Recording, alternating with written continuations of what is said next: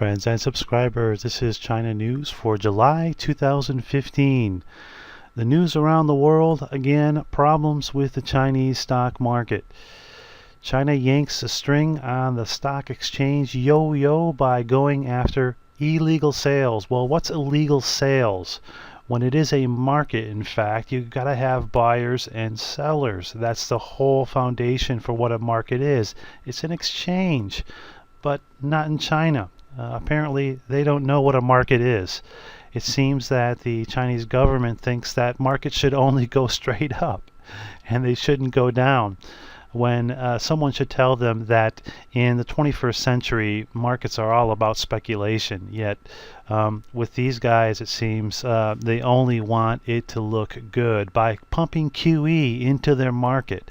Shanghai Composite doing some very volatile moves over the past week especially.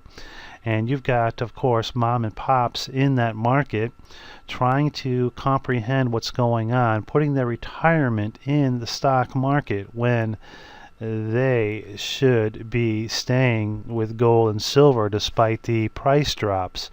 These fluctuations are going to leave some people completely flat.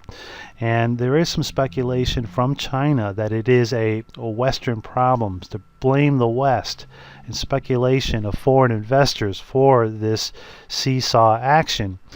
But any market is going to beat the man in the long run because, again, markets can't be beat. Mr. Market always wins out. It is an organic thing. When the Shanghai Composite plummets by nearly 8.5%, the Chinese government forbids selling, and they pump more QE into the market. So how do you find real valuation on any of these Chinese stocks? Well, the answer is you cannot. It is simply a casino, a rigged casino where they're telling you that it's rigged by saying you can't sell. Again, that's not a market. That's a casino. That's a video game. And anybody that's in these markets should not be there, especially Mr. and Mrs. Chen, who have their savings in the stock market because the Chinese government is telling them that they should. Daily changes are dramatic and margin trading has been limited. And of course, when the market does recover, which it will because it's got cheap money pumped into it, the Chinese government, of course, will lift these margin trading limitations, and it'll be back to the same volatile moves as before. This is sending stock markets throughout the world at haywire, because so much of this is linked up together when it comes to stocks and bonds and other types of financial products. So we'll keep an eye on it, but don't expect anything to really change as more QE being dumped into the Chinese economy to lift it and to present to the world the fact that they're A-OK by meanwhile blaming Westerners. That's the cop-out. That is how the Chinese government explains this to their population. Go figure. From reef to island in less than a year, as I reported on a couple months back, China continues to build reef islands throughout the South China Sea to ensure that they'll have enough say in what goes on in the coming territorial wars throughout the region. Now, why has China been building them so feverishly? Well, they feel that basically the time that this is going to come to an head is going to happen here quicker than what we can imagine. As you see by these maps here, in the white, you'll see the new reefs that are being built up out of sandbars, and you can see there's a lot more of them than what the news may be reporting to you where you're at. Look how close they are to the Philippines, Malaysia, Vietnam also having gripes about these new sand reefs, which are essentially going to be like islands or docks for China's vastly growing navy and civilian fishing vessels. In this region, as you may know, there's a great deal of oil and gas, and of course some good fisheries that are among the non-tainted water from the Fukushima disaster, because it is to the west of Fukushima in Japan. So most of the fisheries here are sound and still able to produce quite a large number of fish for Asia. Now if we look here, about $1.2 trillion in annual bilateral trade goes through South China Sea, and that's a big concern to the world shippers of goods, especially with the TPP set to come into effect. How will China play with TPP by making it more difficult to ship items through these channels? It's tough to say, but you can see all these dredgers here and how they're continuing to expand beyond the actual sand reefs themselves. So China's creating land out of nothing and claiming that it is Chinese territory when it may in fact be in international waters, and that's the key here. We can see more of these reefs here, so close to Philippines, so close to Vietnam and Japan, and eventually probably Korea. But here's a telling photo right here, 2011. Here's one of the sandbars near Vietnam, and then on the right you see what it has become today. They're expanding it, much like they did in Dubai to create the islands for more investment in Dubai. China's using some of that same technology for their expansion, and it's not just civilian, it's military. You can see landing strips there, 10,000-foot airstrip. You can see docks for not only fishing vessels but military vessels. You can see satellite and radar installations going in there, and eventually perhaps missile installations. Now, is the leadership in Washington, D.C. in the West, are they showing these satellite photos to the American people? No, they're not. But should they be? A la the way that John Kennedy did to show in Cuba the missile installations that was in cooperation with the former Soviet Union. No, there's no talk of this. No serious talk of this expansion throughout the region where there are allies to Western powers. So while China works feverishly on building their territories and pushing the envelope, the West seems to be asleep, or at least half effort in the Asian pivot when they should be going full bore.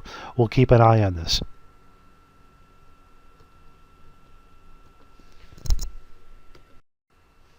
China credit card transactions hit 15.2 trillion yuan in 2014.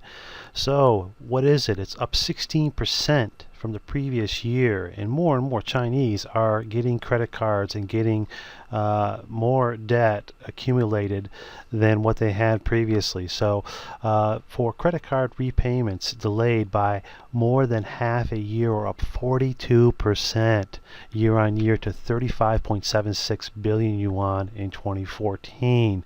2015 should also see an increase from that. So in a time when the real estate bubble is popping and we have stock market fluctuations, more and more Chinese are missing their payments on their credit cards. Well, one good thing about it is they don't really have the student loan debt problem that is the case in the far west, but the news is bad enough as debt continues to mount on a personal level in China in a time when their economy is slowing. China wins Winter Olympics 2022, Beijing again. Okay, we were at the Summer Olympics in 2008. 2022 should also be an extravaganza in Beijing, because the Chinese do it up quite well and big and overblown for these types of world events, whether it be World's Fair, Expo, or Olympics.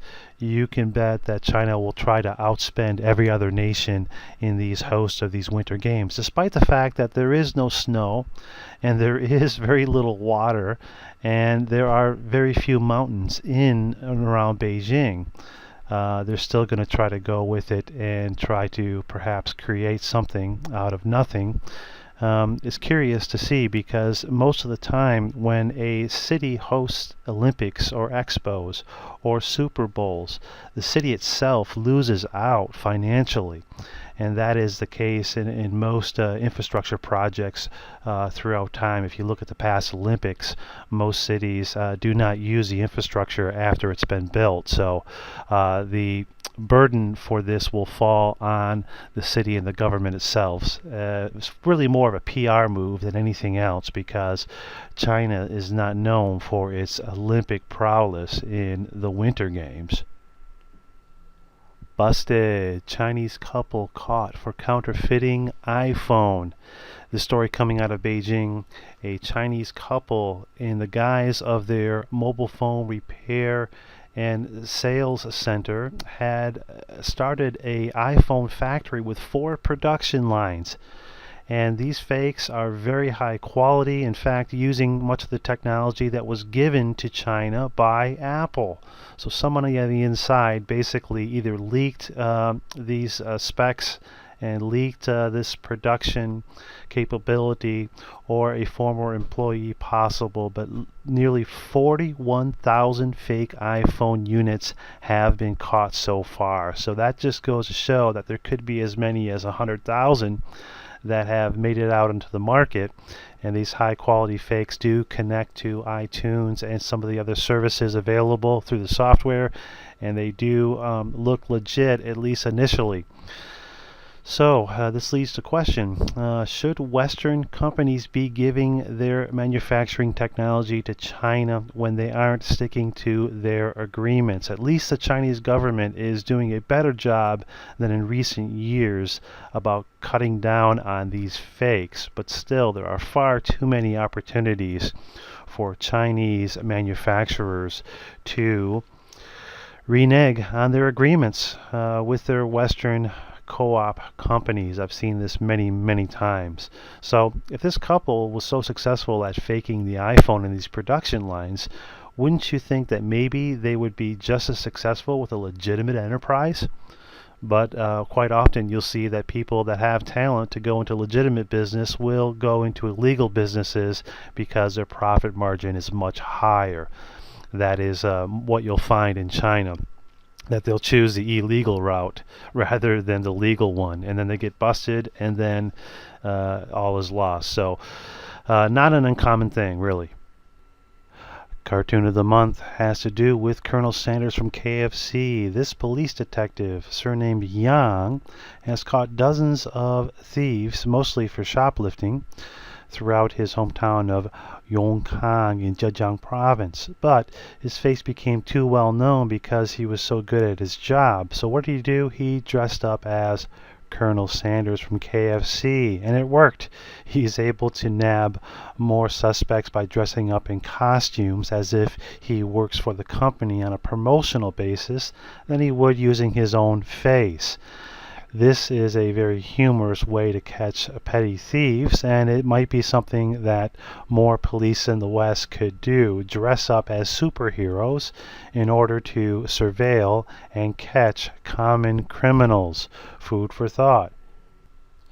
Population of China to shrink to 1 billion by 2100, UN report says. I find this a little hard to believe. Now, China's population, they say, will drop around 350 million by 2100, according to UN report. Now, the population is set to decrease every year after 2029, according to their report. The aging population in China being one of the concerns, and China's two-child policy being another. Yet I can't see where they're going to actually have a drop in population when China continues to improve in areas of economics and healthcare and other types of opportunities for foreign workers to come in and migrate to China. Now, this also would lead us to believe that perhaps any Chinese that will be moving abroad permanently would be factored into this, and it also may have to do with any type of disease or major war between now and 2100. Yet India is set to become perhaps the largest populated country in the world, as their numbers by the UN are expected to soar, while China is trying to lower their numbers. Henan teachers say they were forced to shop on Taobao by Alibaba Group. The teachers from the province were reportedly forced to pay up to 2,000 yuan or $322 equivalent on Taobao, Alibaba's online shopping platform in China, as a favor to a local entrepreneur. Now this happens quite often in China, where jobs will be given to people if they're able to give kickbacks or favors, and sometimes it's not always cash that's given. Sometimes it's a favor down the line.